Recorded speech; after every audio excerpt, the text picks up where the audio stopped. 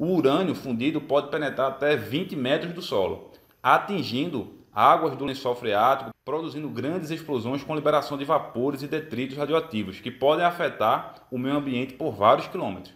Por exemplo, no acidente de Chernobyl, que foi o mais grave acidente radioativo da história, a falta de informação agravou ainda mais a situação. Nuvens radioativas atingiram grandes centros populacionais, sem que ninguém fosse informado. Países vizinhos da União Soviética tomaram conhecimento do acidente apenas 2 dias após o ocorrido. A quantidade de radiação emitida foi 200 vezes maior do que as emitidas pelas bombas lançadas sobre Hiroshima e Nagasaki em 1945 no Japão.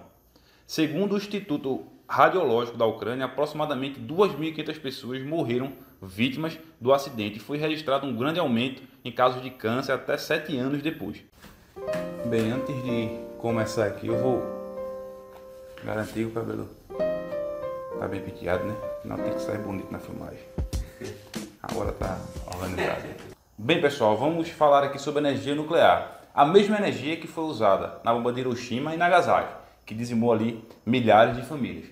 Essa energia hoje em dia é utilizada para gerar energia elétrica. É esse processo que você vai entender e o porquê de hoje em dia ainda existirem usinas nucleares utilizando essa energia que, a princípio, né, foi feita aí para matar diversas pessoas numa guerra mundial. Para você entender como é que acontece todo esse processo de geração de energia nuclear, você precisa entender o que é a fissão. Vou falar a você o que é a fissão, mas para você de fato entender esse processo, você precisa lembrar que a matéria é composta por átomos. O que são os átomos? Quando você pega uma quantidade de matéria X, sai dividindo essa matéria em matérias menores.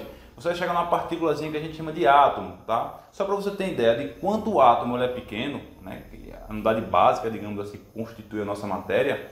Para você ter ideia do quão é pequeno, veja, se você comparasse, se a sua mão fosse, né, composta aí por átomo e o átomo fosse do tamanho de uma bolinha de gude, daquela que a gente costuma brincar quando criança, a sua mão seria do tamanho da Terra. Só para você ter ideia da quantidade de átomo que tem dentro, por exemplo, de um punho nosso, né, da nossa mão, e o quanto esse átomo ele é pequenino. Veja, como é que funciona de fato, né, a fissão nuclear. Primeiro você precisa lembrar, o átomo ele é composto basicamente por prótons, nêutrons e elétrons, tá? Prótons e nêutrons ficam no núcleo do átomo, os elétrons ficam ali na eletrosfera, tá? Esses elétrons que na energia elétrica a gente, né, usa no seu fluxo ordenado ali dentro de um condutor elétrico para gerar energia elétrica. Mas espera aí, tá? Não é através da destruição de um átomo, por exemplo, arrancando, né, os elétrons desse átomo da energia nuclear que a gente vai ter eletricidade necessariamente. Você vai ver durante esse vídeo que passa pelo processo de fissão, vai aquecer algo para depois no final a gente ter o produto que é a energia elétrica. Veja, a fissão de fato ela vai acontecer da seguinte forma. Bem, eu já falei a você como é constituído o átomo e agora eu vou te falar como acontece essa tal da fissão nuclear, né? A reação de fissão nuclear ocorre quando um núcleo atômico pesado e instável é bombardeado por nêutrons, produzindo 2 núcleos menores, nêutrons e energia aí que vai ser liberada nessa reação. Basicamente, a fissão nuclear, um nêutron bombardeia um núcleo atômico, originando 2 novos núcleos menores, energia, e os nêutrons continuam reagindo ali, gerando mais e mais energia em cadeia. A palavra fissão significa uma cisão, quebra, fragmentação ou divisão. Assim, a fissão nuclear corresponde à partição de um núcleo atômico pesado e estável, originando 2 núcleos atômicos médios. Essa divisão do núcleo é feita por meio de bombardeamento de nêutrons moderados, né, e não possuem carga elétrica e conseguem penetrar no núcleo sem serem repelidos. Além dos novos núcleos atômicos que são produzidos, a fissão também libera nêutrons em uma quantidade enorme de energia. Bem, essa explicação técnica talvez fique um pouco difícil de você entender, né, nessa linguagem que eu acabei de lhe dizer. Para você, de forma entender facilmente, eu vou dar um exemplo aqui usando o meu celular, tá? É como se eu tivesse um átomo aqui, ó, jogo aqui nêutrons nele, tá? Quando esse nêutron chega aqui nesse átomo, ele vai passar aqui pela eletrosfera, tá? Vai atingir o núcleo. Atingindo o núcleo, esse átomo maior vai se desintegrar, digamos assim, ou se dividir, né? Melhor especificando, em outros 2 átomos menores, tá? Esses dois átomos menores vão estar ali nessa reação, mas 3 nêutrons vão surgir também nessa reação aí, tá? E como eu tenho mais nêutrons, esses outros nêutrons, né, vão, né, atingir os outros átomos maiores que ainda tem naquele composto ali. Ou seja, é como se eu tivesse, né, um recipiente com vários celulares meus aqui. Exemplo, esse celular é urânio, né, 235, que é o átomo que a gente usa aí na fissão nuclear. Então, eu jogo um nêutron, aqui tem vários celulares desses, tá? Tem vários celulares desses aqui. Esse é urânio. Então, eu jogo um nêutron aqui, esse nêutron aqui, ó, vai atingir o núcleo, formar, né, outros dois átomos e liberar energia. Mas além de liberar energia e formar esses outros dois átomos, eu vou ter aqui, né, mais 3 nêutrons. Esses 3 nêutrons, não tinha outros aqui urânios, né, como esse primeiro, esses outros 3 nêutrons vão atingir, né, esses outros átomos de urânio, e essa reação vai ficar uma reação em cadeia, gerando sempre, né, outros átomos menores e liberando energia. É essa energia que a gente usa na usina nuclear. Para quê, professor Jades? A gente usa para aquecer a água, essa água girar turbinas e essas turbinas gerar o que a gente usa hoje em dia, que é a eletricidade.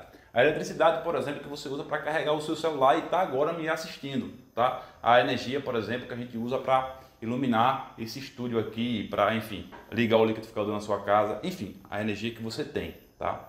Então veja, qual é a grande bronca dessa fissão nuclear e dessa geração de energia nuclear do jeito que eu acabei de falar para você? É que ela gera um produto. Esse produto, na maioria das vezes, é um produto radioativo. E o seu descarte é algo extremamente peculiar e difícil de ser feito. Para você ter uma ideia, na origem, né, das usinas nucleares, não existiam leis ainda que especificasse isso, e os donos de usina pegavam esses dejetos radioativos, colocavam em barris e soltavam no Oceano Atlântico. Só para você ter ideia de como acontecia isso. Aí veja, esse material radioativo ia para dentro do oceano, poderia ser ali consumido ou ter contato com os animais do oceano, os peixes, por exemplo, e os peixes depois a gente pescar e comer, e isso de certa forma vinha para a gente. Então veja a complexidade que se gerou em torno dessa parte de geração de energia nuclear. Então, ao longo do tempo, além dessas broncas que eu acabei de falar para você, de descarte do material, né, produto da fissão nuclear, um material radioativo, a gente ainda tem outro problema muito grave, né, que é justamente quando acontece alguma bronca ou algum defeito dentro dessa usina nuclear. Ela pode vir ali explodir, como já aconteceu em nossa história, e esse material radioativo atingir diversas pessoas e acabar matando, né? Quando a gente tem uma explosão de uma usina nuclear, ela pode gerar mais impacto do que as próprias bombas que foram, né, lançadas ali pelos Estados Unidos no Japão, tá? Mas presta atenção, nos moldes atuais que temos de usinas nucleares, é praticamente impossível haver uma explosão de fato e exatamente como foi nas bombas de Hiroshima e Nagasaki, tá? A gente não vai ter uma usina, por exemplo, fazendo uma explosão daquela forma, mas acontece que, devido à quantidade de material radioativo que tem ali dentro, acontecendo algum problema técnico, esse material radioativo pode se espalhar, tá? E nessa propagação desse material radioativo vir a atingir diversas pessoas. Esse é o grande problema. Não que ela venha a explodir e dizimar toda a cidade num momento só, por exemplo, tá? Só para você ter uma ideia como isso funciona, veja o seguinte: o combustível utilizado numa bomba nuclear é muito mais rico em urânio 235 do que os usados em reatores de uma usina, que chega aproximadamente a 4% apenas. Acontece que nos reatores nucleares, apesar de não ocorrerem explosões, as barras de combustível simplesmente se fundem, derretem, fazendo com que o núcleo do reator atinja incríveis 3.000 graus Celsius, derretendo as paredes de aço que protegem esse combustível. O urânio fundido pode penetrar até 20 metros do solo, atingindo águas do lençol freático, produzindo grandes explosões com liberação de vapores e detritos radioativos, que podem afetar o meio ambiente por vários quilômetros. Por exemplo, no acidente de Chernobyl, que foi o mais grave acidente radioativo da história, a falta de informação agravou ainda mais a situação. Nuvens radioativas atingiram grandes centros populacionais, sem que ninguém fosse informado. Países vizinhos da União Soviética tomaram conhecimento do acidente apenas 2 dias após o ocorrido. A quantidade de radiação emitida foi 200 vezes maior do que as emitidas pelas bombas lançadas sobre Hiroshima e Nagasaki em 1945 no Japão. Segundo o Instituto Radiológico da Ucrânia, aproximadamente 2.500 pessoas morreram vítimas do acidente e foi registrado um grande aumento em casos de câncer até 7 anos depois. O Brasil também foi o palco de um acidente radiológico ocorrido em 1987, na cidade de Goiânia. Na ocasião, o elemento radioativo era o césio-137. Esse acidente causou morte de 4 pessoas. Além dessas, outras 678 foram contaminadas diretamente, segundo dados do Ministério da Saúde. Então, como você acabou de ver, o grande problema numa usina nuclear é justamente acontecer algum problema dentro ali de todo o maquinário que existe ao redor, para produzir essa energia. Novamente, que sai da energia da fissão nuclear, esquenta a água, o vapor de água vai girar uma turbina e vai dar para a gente a energia elétrica que a gente conhece. Aí qual é a bronca? Novamente tem algum problema e esse material radioativo vinha aí para a atmosfera, para o subsolo, enfim. Aí você vai me perguntar agora, professor Jadson, devido a esse problema aí da energia nuclear, por que ainda o ser humano insiste em utilizá-la? Porque veja, aqui no Brasil a gente tem uma vasta área, a gente pode instalar diversos painéis fotovoltaicos, a irradiação solar aqui é muito boa, a gente tem diversas áreas, por exemplo, para instalar os famosos as famosas torres eólicas. A gente tem espaço para isso aqui, além do próprio potencial hídrico que a gente tem, onde a gente pode e geramos energia através de hidrelétricas. Mas há países que não têm todo esse espaço, todos esses recursos. Esses países justamente são os países que mais usam energia nuclear, tá? Eu acredito, falando agora como engenheiro eletricista, meio que desproporcional a gente querer usar energia nuclear através da fissão nuclear, aqui no Brasil tendo tantas alternativas. Existem problemas técnicos na energia nuclear através da fissão nuclear, mas novamente, ela consegue gerar muita energia, ocupando um pouco espaço e novamente, é uma energia relativamente, nos modos atuais, segura. Mas, novamente, existe toda essa problemática do material radioativo, as pessoas que, onde você vai instalar esse tipo de usina nuclear, não se agradam daquele empreendimento, daquele investimento, por causa do perigo. Aí o que acontece? O ser humano, ele sempre arruma soluções diversas para os problemas que a gente tem. Quando o ser humano quer, ele tem essa capacidade. Em vez de usar a fissão nuclear, hoje em dia estuda-se a fusão nuclear. O que seria a fusão nuclear? É assunto de outra próxima aula nossa. Mas basicamente, para você entender, em vez de o átomo se partir em outros menores, ele vai se fundir e nessa fusão novamente vai gerar uma quantidade enorme de energia, certo? Novamente, utilizando aí as propriedades atômicas. Então veja como é importante esse conceito. Em vez de eu produzir um material radioativo, eu vou estar meio que produzindo 3 ou 4 vezes mais energia sem a parte aí ruim, digamos assim, que é a parte do material radioativo.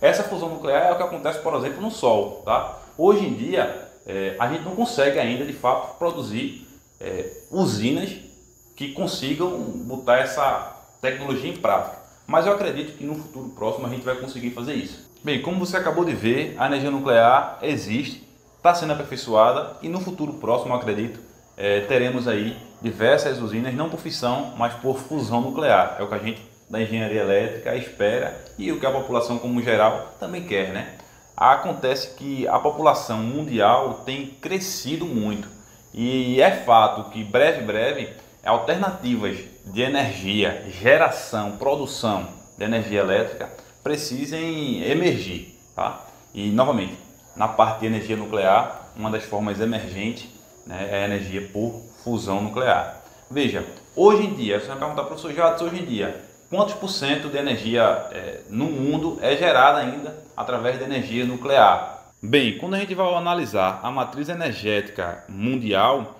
a gente tem ainda hoje, tá, dados atuais, que a nuclear representa em torno de 5%, Aí vem outras energias, como por exemplo, através de gás natural, representa 23%, petróleo e derivados 31%, carvão mineral 27% ainda, biomassa 9,3%, hidráulica 2,6% e outros tipos de energia em torno de 2%.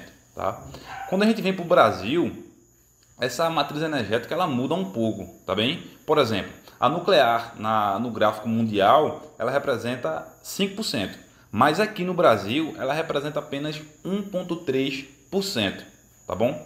E quando a gente analisa o Brasil nesse aspecto energético, a gente tem algo a se orgulhar. Por exemplo, quando a gente vê, né, no mundo a questão de geração de energia renovável, né, a utilização de energia renovável e não renovável, o mundo, 86% da matriz energética mundial, novamente, é advinda aí de energias não renováveis, né? E 86% representando um volume enorme, né, do consumo de energia mundial. Apenas 14% é através de energias renováveis. Já no Brasil isso muda muito, tá? No Brasil, novamente, 46% da energia, digamos assim, consumida aqui dentro do nosso país é advinda de fontes renováveis e 54% de fontes não renováveis. Então, nesse quesito, né, de energia, consumo de energia, produção de energia, o Brasil é exemplo aí para o mundo. Evidentemente, temos muito a melhorar. Por exemplo, mais incentivos na área de energia solar fotovoltaica, mais incentivos na área de energia, né, eólica, precisam, né, existir por parte do governo, tá? Por quê? Porque hoje em dia você consegue produzir energia solar no teto da sua casa. Você bota os painéis lá, vai ter um inversor de frequência, vai pegar aquela energia do sol e botar aí para você poder consumir, tá? Mas o material ainda é um pouco caro, a acessibilidade ainda não é tanta, né? Então, assim, a gente tem espaço, tem uma irradiação muito boa, tá? Então, eu acredito também que aqui no Brasil esse gráfico ainda venha a melhorar bastante, tá? É pelo que a gente luta, a gente quer da área de elétrica, da área de engenharia, tá bom? Então aqui, se você gostou desse vídeo, desse estilo de vídeo nosso, eu peço que você agora clique em gostei, é muito importante, tá? Você deixar o seu joinha aí, se ainda não é inscrito no nosso canal, inscrever-se. E queremos trazer outros tipos de documentários sobre outros assuntos para você, né? Informação nunca é demais, né? Então, forte abraço, que Deus abençoe você e toda a sua família. Não esqueça, se ainda não é inscrito, inscreva-se. Se não clicou em gostei, clique agora. Até a próxima.